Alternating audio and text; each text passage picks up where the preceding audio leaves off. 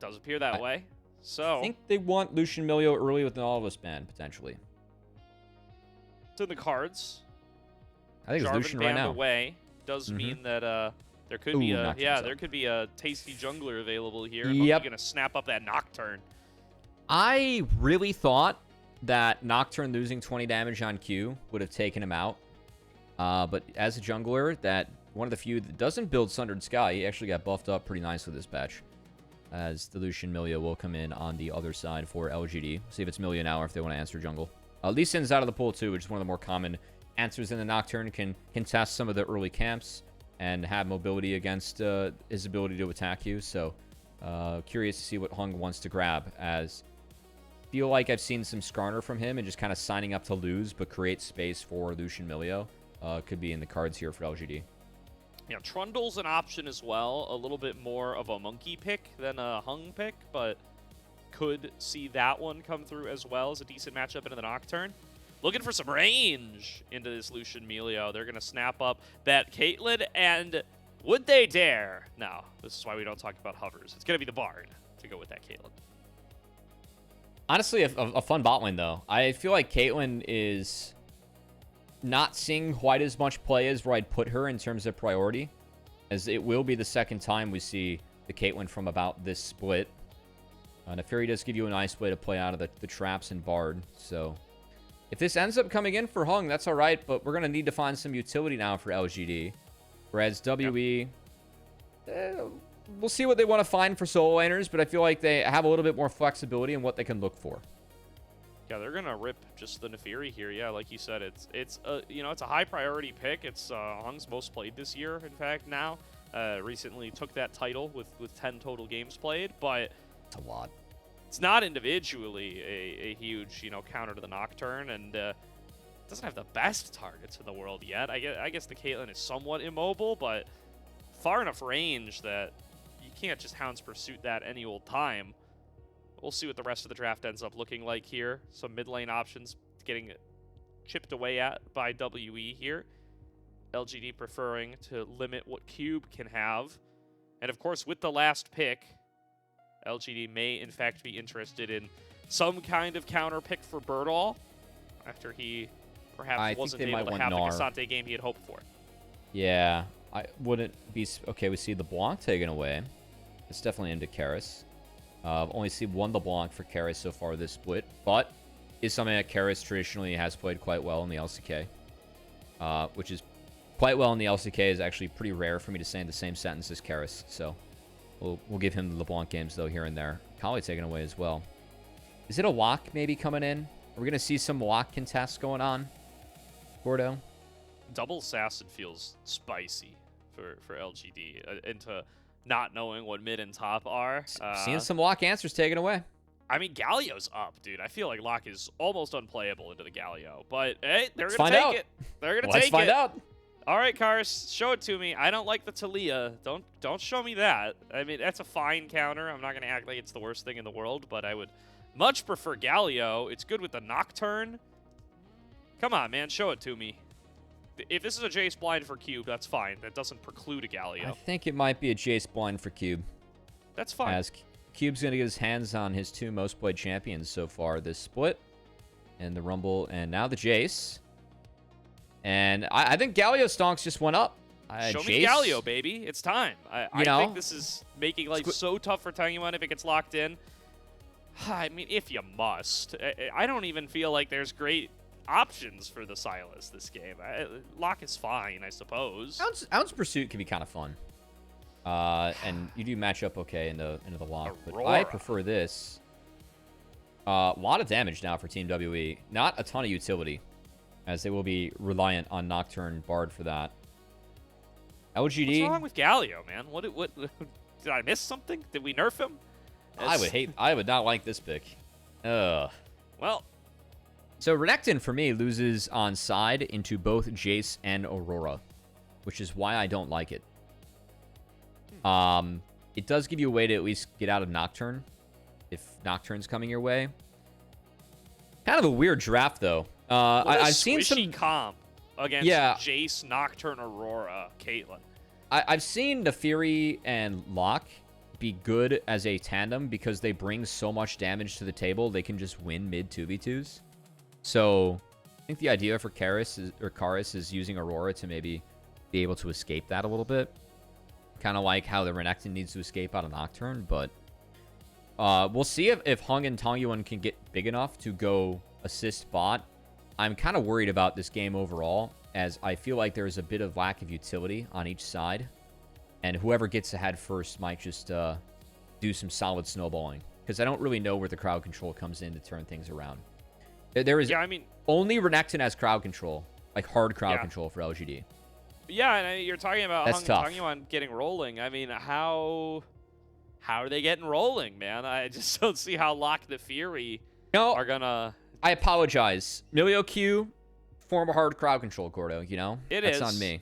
That's on me. That's true. That's true. That baby knockback. How could I forget? Well, we'll see if he gets behind and goes for the Milio sec onto Karis for haven't start seen one of snowballing those. this lock. Yeah, then I'll eat my words. In the meantime, I'm worried.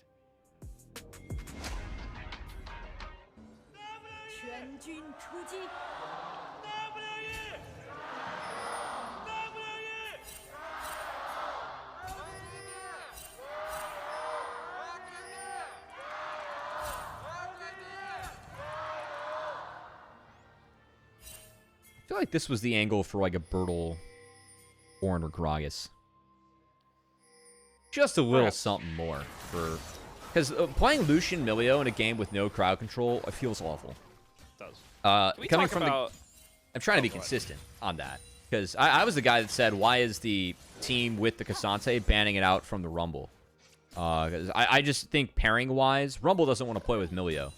And Lucian doesn't really want to play with Rumble, whereas with Cassante, both champions very happy in that scenario. So kind of in the same vein, I just don't think that Lucian Milio wants to be with this top side that LGD has paired together. That's an electrocute proc out of Erha. That really hurt onto this level 1 Shaoye here. Wanted to call it Monkey Rocket Ravager Nocturne this game, by the way. When's the last time you saw that skin? What is this, Guardians of the Galaxy? Yeah, it's been... We got Ravagers in here? Yeah,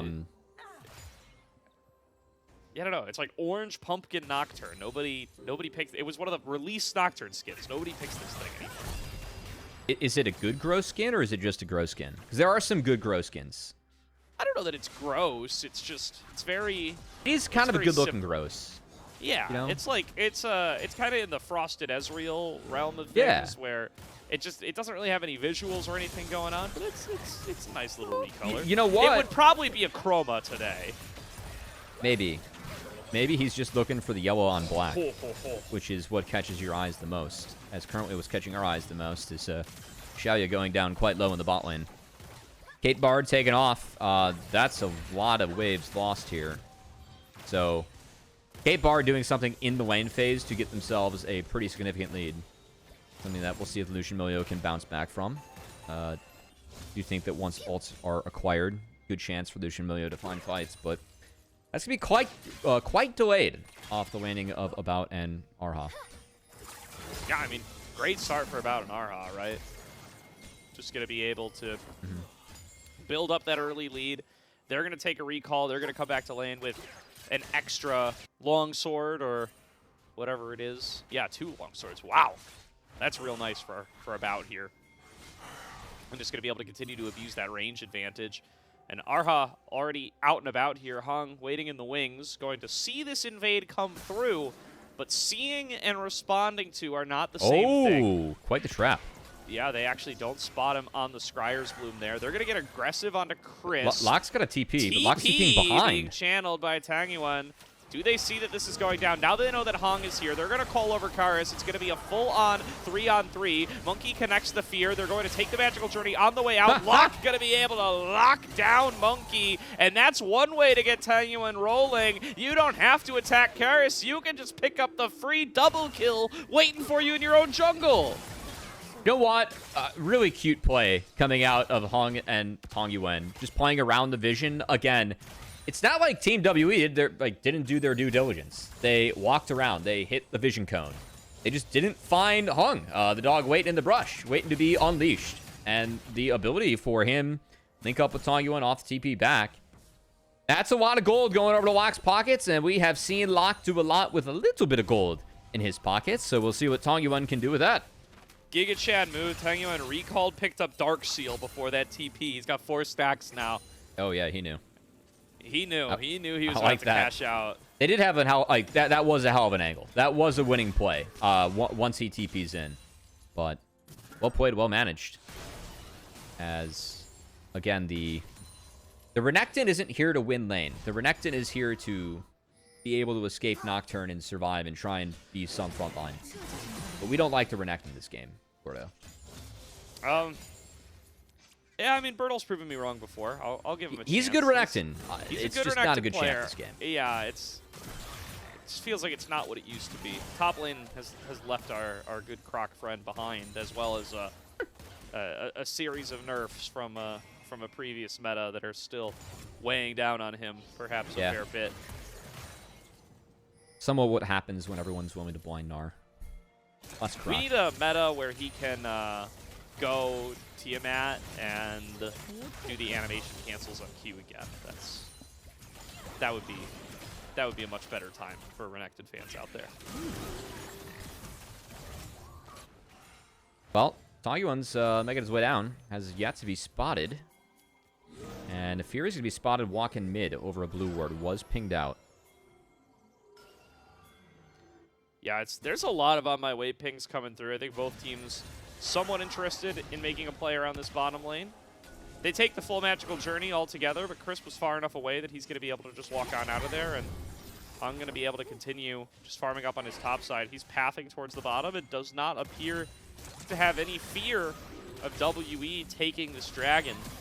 So they are going to just kind of trade back on over, migrate towards the bottom side as Monki goes on over to his respawn blue buff, and perhaps LGD going to get a crack at this one, especially if Tangyuan finds an angle on the bottom side here to try to put some pressure onto about an Erha. He's super dangerous all of a sudden now that he's got the Purgatory and still is sitting on that 2-0 start. Was that spotted or no? I don't know if that was spotted or not. I didn't see a toggle. I think Heng might be a master of stealth. Okay, he's been found. I can tell by the eyes above that dog's head. Heng is well and truly spotted now, finally. You know, dogs are incredible animals. Oh, hold on. I gotta pause. Hold on a second. We're going to see that right here as he's going to jump in onto Cube, and Cube is in danger of getting one shot. Down he goes to the Purgatory. Monki going to be able to make it a 1-for-1 as he trades back onto Burdol, but now Karis might be up a little bit far. All right, Tangyuan cleans him up, and I do believe got a Purgatory proc off of that one. Perhaps not, because I still see a 0 in the bottom right, so I guess he survived just long enough. Maybe didn't pick it up. Could have been 2. What I was going to say, Gordo, is that I've seen dogs train for many things. They're incredible animals. You know, get service dogs, you know, gun and drug sniffing dogs, hunting dogs. I've never seen a dog train for stealth, what we've seen out of Heng so far. That's a new one for me. I've never seen a stealth dog. Yeah, I'm with you right there. I don't think I've ever caught one either, but well, you're not supposed to catch them if they're well trained. True. But yeah, I don't know. I mean, Heng is it's more cat territory, you might even say, if there's completely unspotted and not wrong. Lurking, waiting to pounce. That's definitely a little bit more of cat behavior. Erha coming in from the river, trying to get a little bit of a cosmic binding through, will not find it, and that's a quick 2 grubs snagged by Heng as he fades back into the shadows. Oh. Wow. Oh, all right, hold on a second. I thought we were done here. We are not done here. Flash forward from Shaoye, seeing an opportunity to take the fight, uses his barrier and his flash, gets the same out of about, and takes Erha down. Nicely done by Shaoye and Chris with the 2 versus 2. Getting behind early didn't end up mattering as they were forced off the 3rd wave. Now pushing around about and Erha. And Cube might be pushed around here too. He's being flanked. Cube gonna try to get away. Does get hit by the Hound's Pursuit. Gets hit by the Fall of Ruthless Predator. There's just nowhere for this chase to go. Burdol gonna get his first of the game. and takes the gold lead away from Cube's Jace. And yeah, you were calling it out, that 2 versus 2. I feel like Erha spending a lot of time hanging around this bottom lane 2 versus 2, just trying to win it straight up. It just doesn't feel like he's in a good position to do so at this part. Part of it is you kind of need to be around the lane, or else Lucian Milio can blitz you. Yeah. If your lead early doesn't convert, because again, like mid game when the ults come in, it's quite good. I don't think it's supposed to be that good for Shaoye, but well played for him. We have seen, I mean, to be fair to Erha, a couple moves that we've seen him make top. It was the respawn Raptor invade that was beautifully played by LGD with the lock base into the TP, so that wasn't good. And then there, he was late to that play, as Locke and the Fury got involved top, and Locke going to be able to get uninvolved in a paranoia coming out of him mid. So I do think that a couple of the plays being dissuaded might have helped Shaoye and Chris catch back up off screen, and then saw it on screen there with a nice kill on the Erha. Yep. All right, there's a OTP. Cosmic Bind connecting. This is a deep TP, and guess who it is? It's Tangyuan on the move again. Journey's already used. They have no idea. Oh Purgatory my. comes on through, connects on a belt. Oh my goodness, Tangyuan gets the one shot. That's 2 Purgatory stacks right there. And I was not familiar with your game, Mr. Tangyuan. We were talking about how you're never going to be able to get onto Karis with Heng. No need to get onto Karis. You can just kill Erha and Monki over and over again. Right now, it's mob boss Tangyuan. It's been 2 Purgatories and 4 Graves in there. He's batting 2 for 1. It's gonna help secure his team the first dragon. No Mountain Soul this game for LGD, and it's Mountain Dragon to be picked up by them here. We'll go on over. LGD find themselves now a comfortable lead here, cresting just past 11 minutes.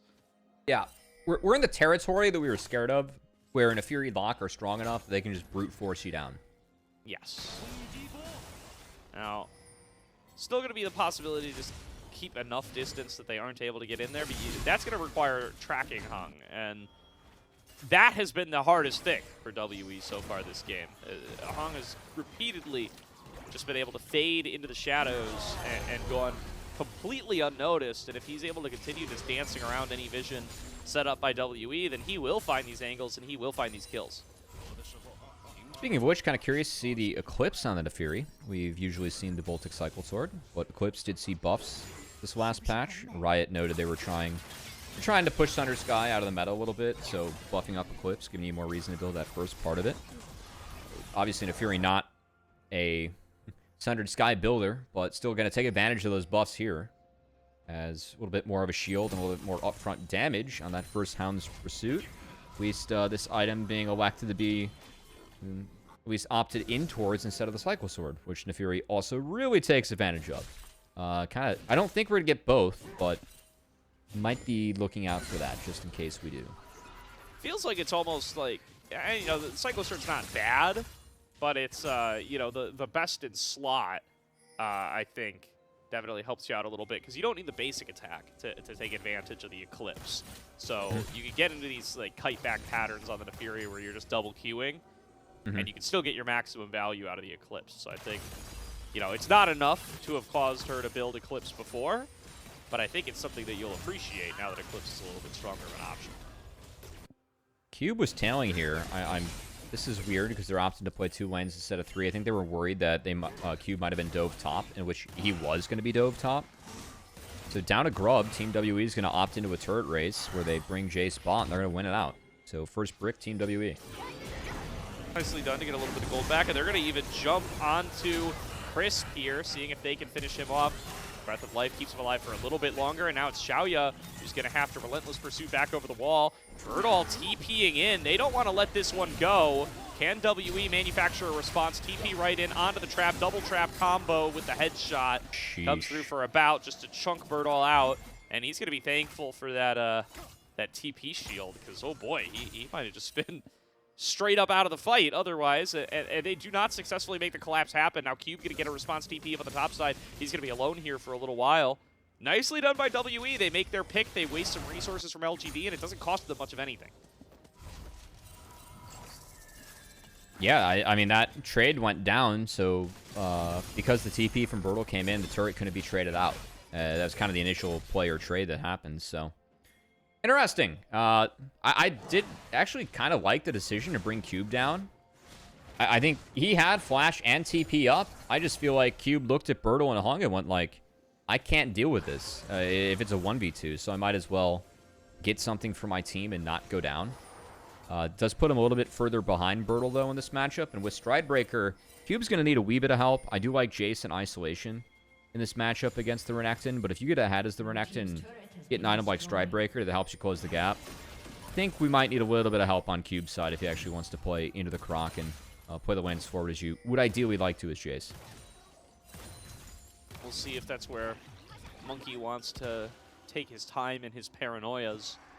He does have that up and available once again now, but it's a minute to go until Dragon. I think he's definitely going to want to hold on to that one for the time being, make sure he's going to be able to dive onto a priority target. There is still the question of how to deal with Tangyuan, though. This guy is going to be very mobile and going to have some real one-shot potential now with that Storm Surge completed. 9 stacks at his Dark Seal as well. He can take a bout down in maybe 2 seconds flat if given an opportunity to jump onto that target. And we called out the lack of lockdown from WE. There's not a lot of ways to stop that from transpiring.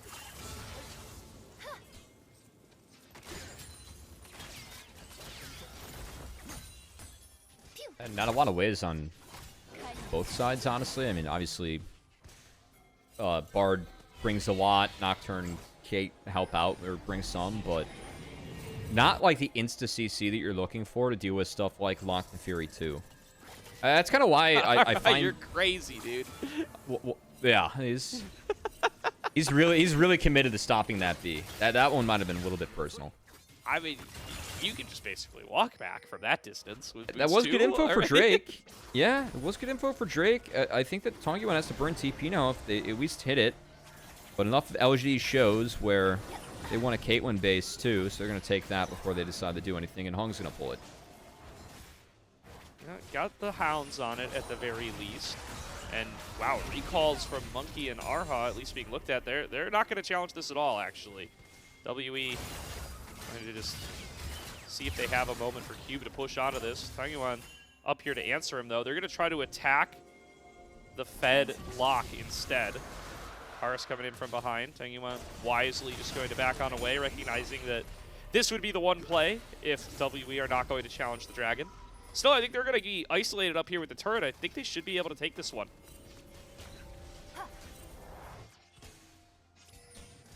All right.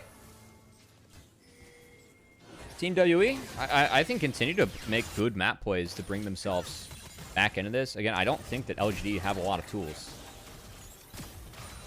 Like, I just really don't believe that...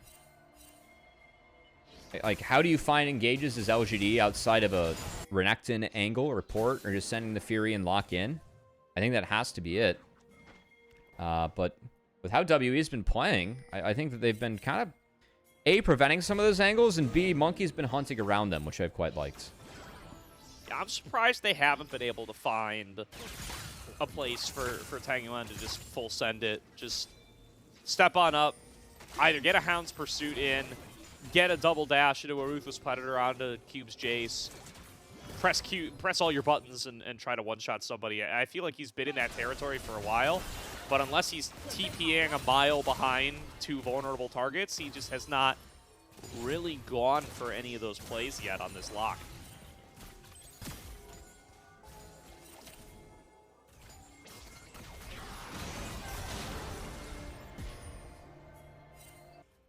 And as LGD, I'm really, again, not sure what they want or like how they can go for stuff.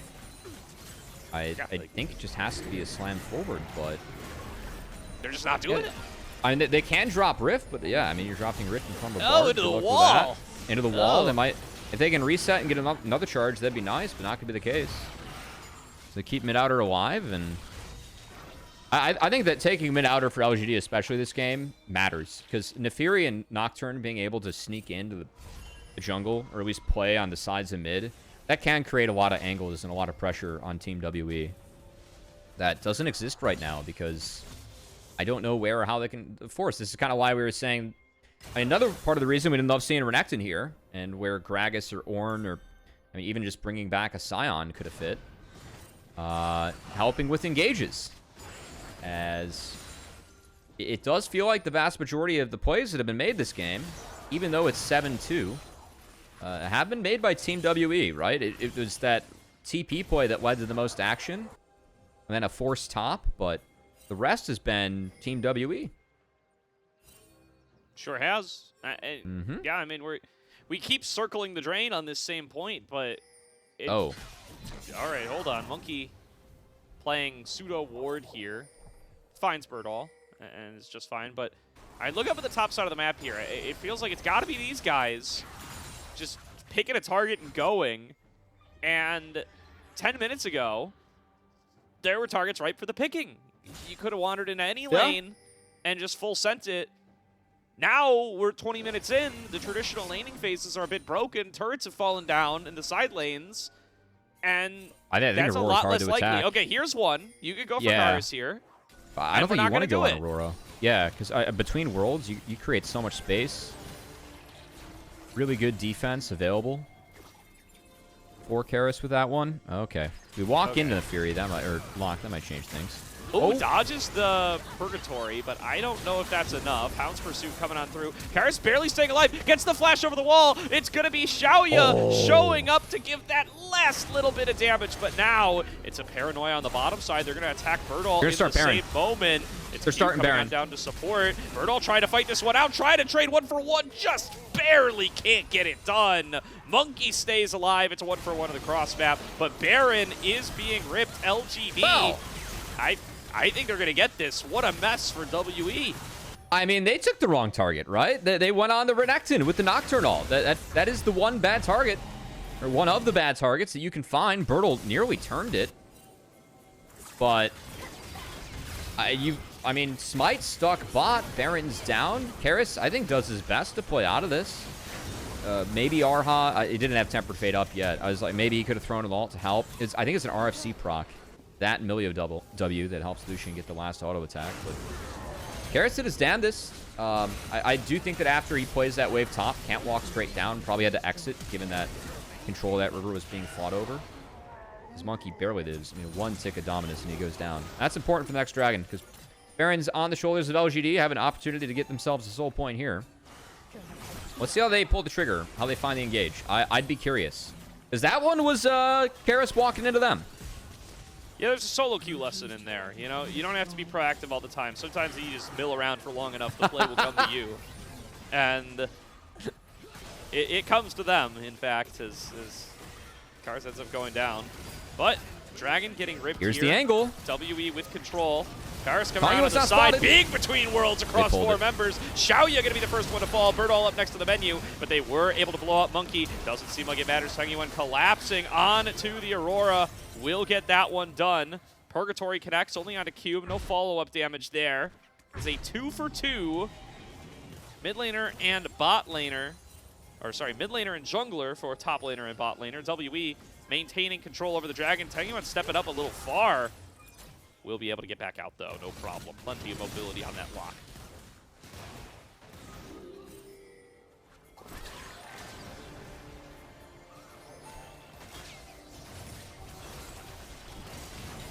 Oh. All right. At well, least Dragon there's goes no smite down. here. There's no smite here. It's stolen by Tangyuan. It comes with a kill packaged for a package deal.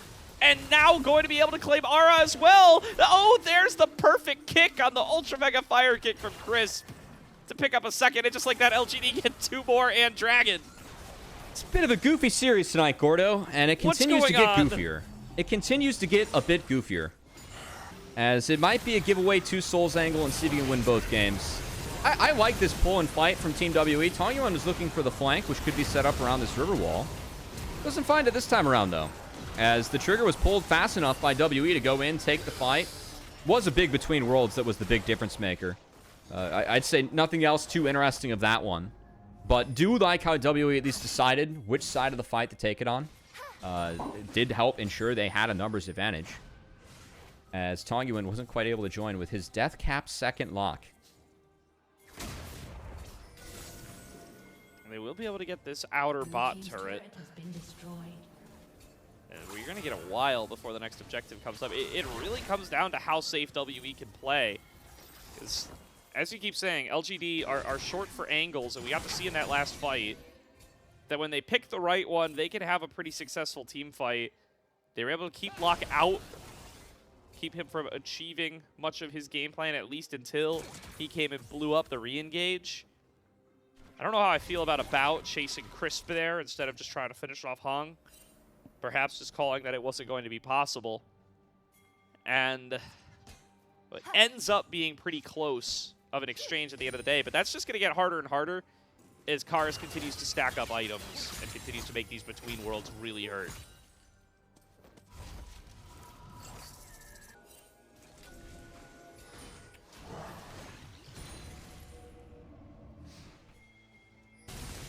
Oh, that's kind of nice. Was it W max second? Combos? Yeah, it was W max second for Tangyuan.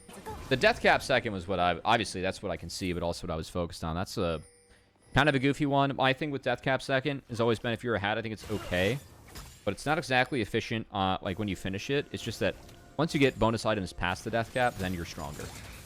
Because the amp has to kick in more for it to be effective. It's not effective enough on 2 items versus some of the other options, which is why you see other options first. But once you get death cap and change, that's when things get pretty big. As looks to be a Lich Bane coming in 3rd for Tangyuan in this game, so a little bit of a different flavor on this Locke build. Yeah, it's interesting. They tried first patch after Locke was released to tamp down on W max, but it's like they did not fully kill it. I do think it was, at that time, it was basically UNW second no matter what in every matchup forever. Here, it might have been a more deliberate call based on matchup. But, well, interesting stuff. Yeah. Maybe a counter to a Nocturne, too, in side lane, right? More efficient W. Get some more health back in case you're scared of being attacked. Yeah. Something as well. Try and reason through the newest champion hitting the riff. Giving the pros the best players in the world access to those tools. Always fun to see the decisions they make. And it's likely different than what you're doing at home, especially early on. And just because the win rates, or it might say that on a guide, doesn't always mean it's right. These guys try and test it out. One thing I do like this game later on, Serpent's Fang or Cube. I wouldn't usually expect to see it against only Milio, Sterax, and Nefiri with Eclipse, but it's enough to warrant a Serpent's Fang coming out of Cube. As Team WE, right before Baron starts, have quite a bit of control over this side of the map, but of course have to deal with the Soul coming in for LGD. Gotta give some respect to the warm hugs, for sure. So those can have big impact in these fights. And now that there's an objective to fight over, we're gonna get back into this Baron dance. LGD, this is where they can find some huge angles. And, you know, speaking of warm hugs right there, that's ace in the hole, just eaten by one. Well done there, but Shaoye going to take some of the follow-up poke from Cube. And, you know, the range here, if LGD can't find an angle to get in, they're just going to continue to get peppered by Peacemakers, by Shock Blasts. And once a health bar gets low enough, you're going to see a Paranoia in to get these fights started. So LGD continuing to try to put Tangyuan on a flank, try to find a way to get in there with this Fed lock.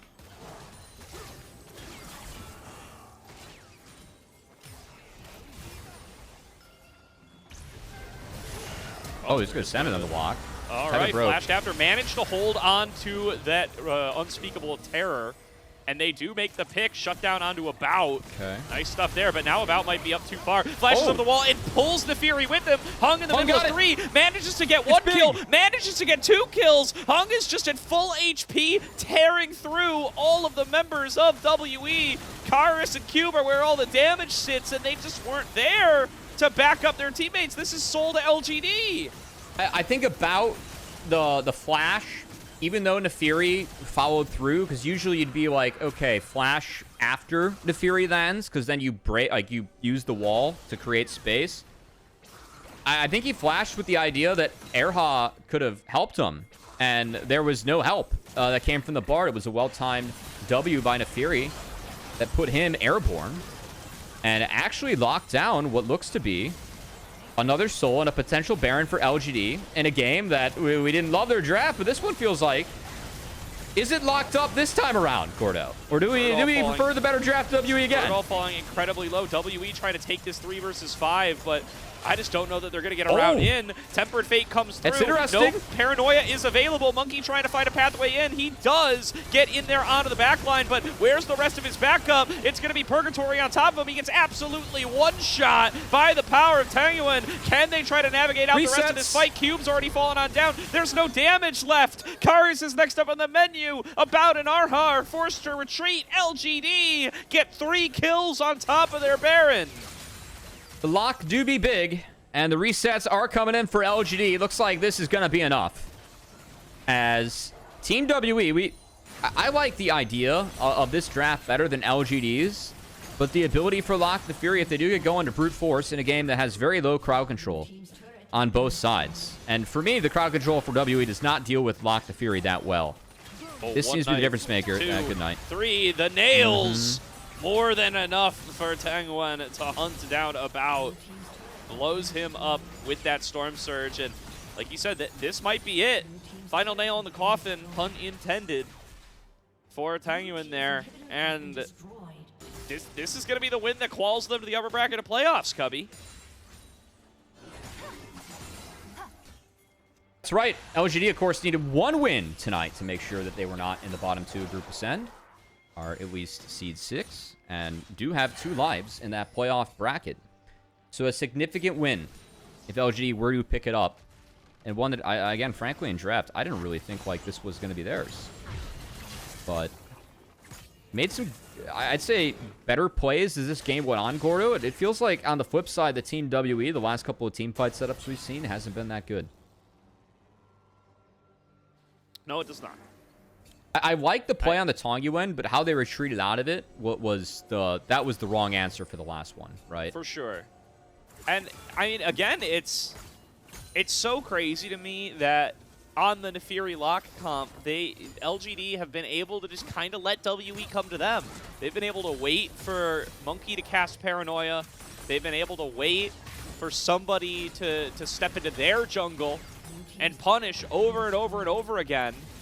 And, you know, we've been praising the macro moves from WE. This is finally them pulling the trigger. And now, oh boy, can they just walk forward all day long. Karis just used their best team fighting tool onto nobody to get more space away. This is how that game ends, Cubby. Well, it comes to end, a bit of a whimper.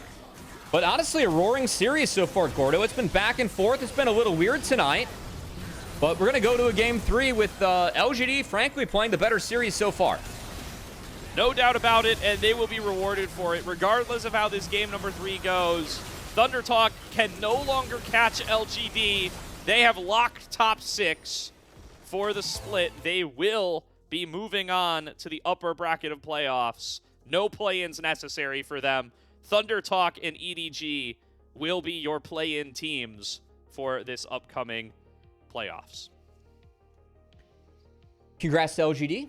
And honestly, again, I think a big win. We're going to see the 2 teams that you're going to have to face in the next series tonight, in NIP and IG, and I favor both those teams against what we have against Thunder Talk and EDG. So a big series to actually decide who faces who out of Thunder Talk and EDG that comes up after this. But we've got some unfinished business tonight, Gordo. As it was LGD played a really nice game 1. Weren't quite able to put the pieces together. And the Yunara and Cube's Rumble carried the last couple fights. This game, LGD got off to a hot start. WE felt like they were crawling back with how they were playing the map. And then the last couple fights that were set up, better for the Lock and the Fury, who did get gold early on. So Heng and Tangyuan able to get this game over the finish line for LGD. Certainly. And yeah, I mean, WE still with a lot to play for here, right?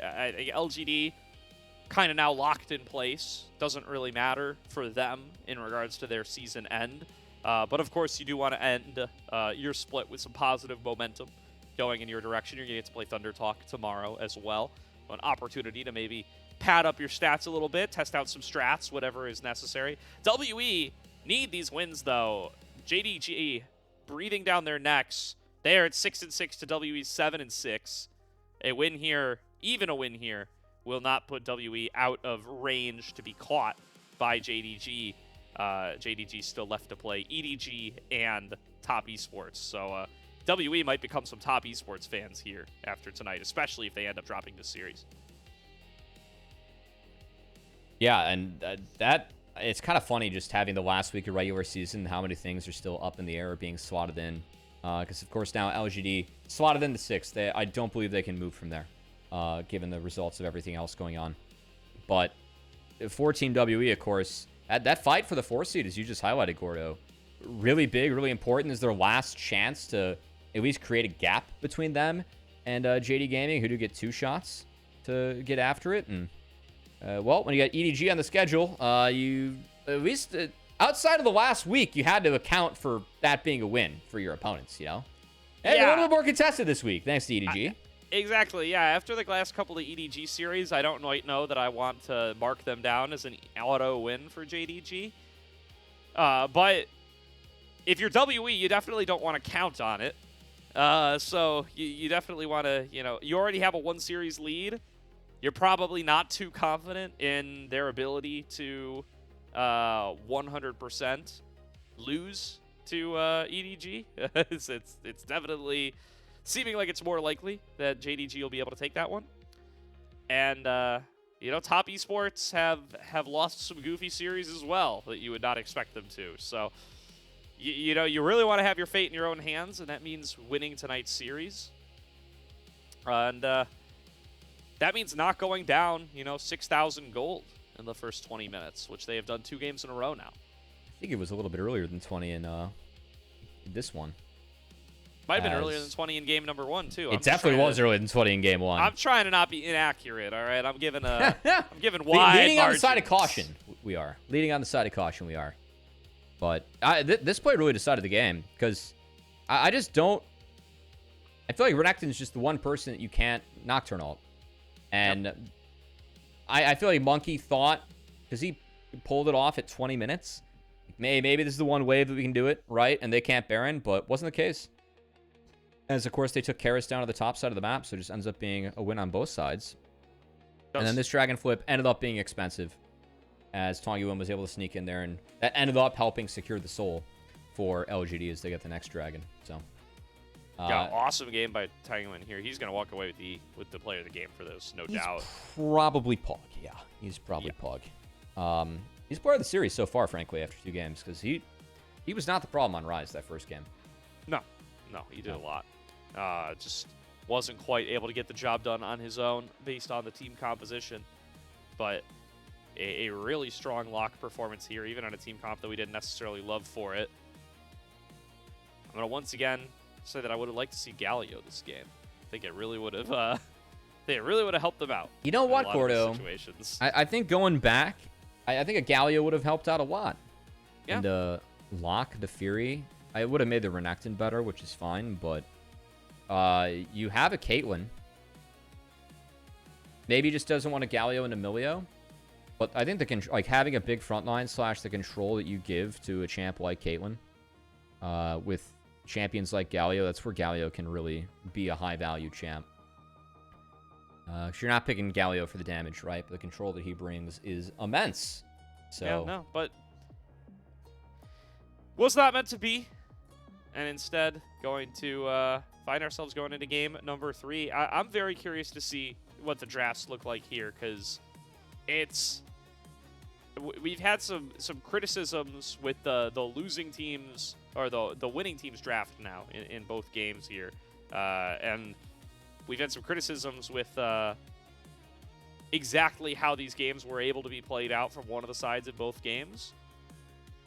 But, turns out that 11-1 lock can solve a lot of problems. And Tangyuan going to walk away with the player of the game here. Yeah, Nefiri too, to boot. Heng had a big game. It was clearly going to be the Tangyuan player of the game, but Heng plus Nefiri, we've seen this duo a little bit. You were just overwhelming opponents if this hits the Rift. So we were concerned about the amount of crowd control to help with that, but they did have the damage to help with that, which wasn't the case in Game 1. So going to have to see if Game 3 we can get, I think, better drafts, better play out of both these teams. Definitely, we're still looking at these teams. There's a little bit left to leave out there in the Rift. Just to show more, to have us actually think that these two teams could be contenders in the double elimination bracket, which maybe we can talk more about in the next game, Gordo, as now that both teams are locked into the double elimination portion of the bracket. I feel like a lot of people don't view these teams as contenders yet, and just kind of expect the LPL to end up with the 4 big orgs and the 4 big names, with maybe WE sneaking in. But not for LGD. And LGD has made quite the claim that they can be contenders in the past week or two. So curious to see if people are actually going to be sold on them heading into the playoffs. For sure. Looking forward to seeing what they're going to be able to show us in game number 3. We're going to throw it to a quick break here, but we'll be back for the third